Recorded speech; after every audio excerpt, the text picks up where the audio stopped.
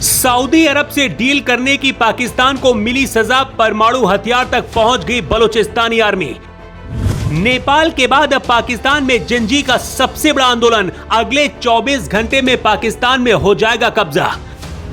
आजाद होगा बलूचिस्तान, ब्रिटेन और फ्रांस का मिला समर्थन, लेकिन भारत ने कर दिया सबसे बड़ा धमाका।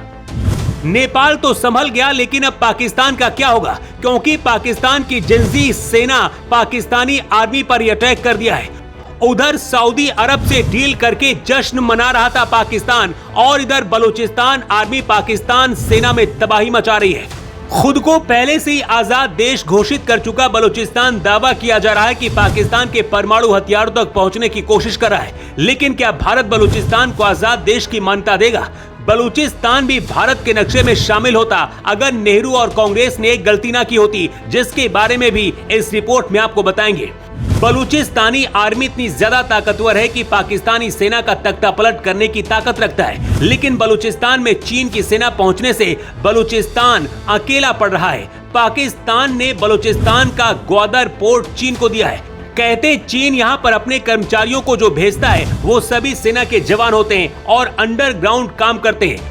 नायला कादी बलूचिस्तान की प्रधानमंत्री हैं और बलूचिस्तान के लोग भारत का तिरंगा और भारत माता के नारे भी लगाते हैं। बलूचिस्तान भारत में शामिल होना चाहता था, फिर क्यों कांग्रेस ने बलूचिस्तान को भारत में नहीं शामिल होने दिया, जानकर आप हैरान रह जाएंगे। भारत पाकिस्तान बंटवारे के बाद बलूचिस्तान पाकिस्तान में शामिल नहीं होना चाहता था। आजादी के बाद सबसे पहले बलूचिस्तान ने खुद को आजाद देश बनाने की मांग करी थी, लेकिन जब उसे लगा कि उसे अलग देश नहीं बनाया जाएगा तो बलूचिस्तान ने कहा हमें पाकिस्तान में नहीं बल्कि भारत में शामिल किया जाए।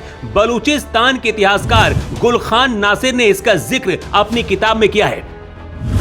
बलूचिस्तान के नेता और इतिहासकार गुलखान नासिर ने तारीखे बलूचिस्तान में लिखा है, 27 मार्च 1948 को ऑल इंडिया रेडियो ने वीके मेनन की प्रेस कॉन्फ्रेंस की रिपोर्ट प्रसारित की थी। ऑल इंडिया रेडियो ने मेनन के हवाले से दावा किया था कि खान ऑफ कलात ने नई दिल्ली से संपर्क किया था कि बलूचिस्तान को भारत में मिला लिया जाए, लेकिन उनके उस आग्रह को नेहरू ने खारिज कर दिया था। भारत से अलग होने के बाद पाकिस्तान का मेन सेंटर इस्लामाबाद बना। बलूचिस्तान और बांग्लादेश के मुसलमानों को राजनीतिक और आर्थिक भागीदारी नहीं दी गई। 1971 में बांग्लादेश तो पाकिस्तान से अलग हो गया, लेकिन बलूचिस्तान अभी भी लड़ाई लड़ रहा है। बलूचिस्तान में एक उनकी खुद की सरकार है, अपना प्रधानमंत्री और उनकी खुद की सेना है, जिसे बलूचिस्तान लिबरेशन आर्मी कहा जाता है। ये बेले पाकिस्तानी आर्मी से जंग लड़ रही है और बलूचिस्तान के करीब 10 जिलों से पाकिस्तानी सेना दावा किया जा रहा है भाग चुकी है।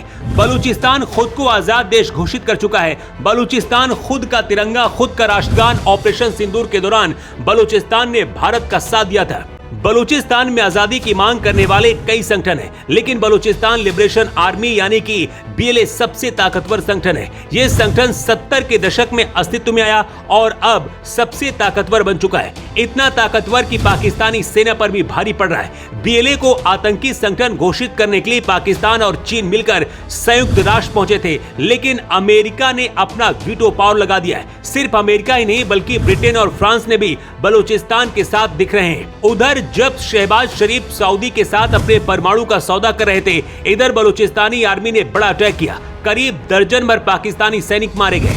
दावा तो ये भी किया जा रहा है कि बलूच आर्मी पाकिस्तानी परमाणु हथियारों पर कब्जा करना चाहती है। अगर ऐसा हुआ तो पाकिस्तान के लिए सबसे बुरी खबर होगी। बलूचिस्तान हमेशा भारत से उम्मीद लगाकर बैठा रहता है। कुछ दिन पहले बलूच अमेरिकन कांग्रेस के अध्यक्ष तारा चंद बलोच ने भारत के प्रधानमंत्री नरेंद्र मोदी को पत्र लिखा था।